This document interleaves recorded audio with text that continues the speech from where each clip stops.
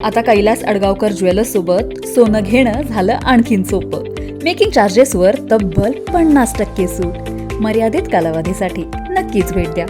Kailas अडगावकर jewellers, Datta मंदिर bus stop, Nashik road. नाशिकच्या medical कॉलेजमध्ये महिला कर्मचाऱ्यांच्या अंगावर पडली लिफ्ट. मेडिकल कॉलेजमधील महिला कर्मचारी गंभीर जखमी महिलेवर उपचार सुरू. गंभीर घटनेत ज्योती अहिरे नामक महिला कर्मचारी गंभीर जखमी. दैनंदिन काम करत असताना लिफ्ट महिलेच्या अंगावर पडल्याची प्राथमिक माहिती. घटनास्थळी मुलाची धाव. घटनास्थळावरील परिस्थिती बघून मुलाचा आक्रोश. मेडिकल कॉलेज प्रशासनाकडून अद्याप कोणतीही अधिकृत माहिती नाही. आडगाव पोलिसांकडून चौकशी सुरू. मी महेंद्र आहिरे. माझी आई इथं मेडिकल कॉलेजला कामाला होती. 1 तास झाला मी तिला कामावर सोडला.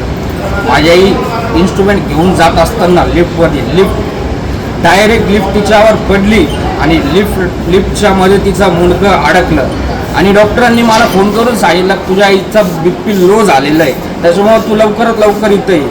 आणि पूर्ण चौकशी केल्याच्या नंतर एकाने मला सांगितलं की तुझ्या आईच्या डोक्यात लिफ्ट पडली. एका कामगाराने सांगितलं तुझ्या आईच्या डोक्यात लिफ्ट पडलेली.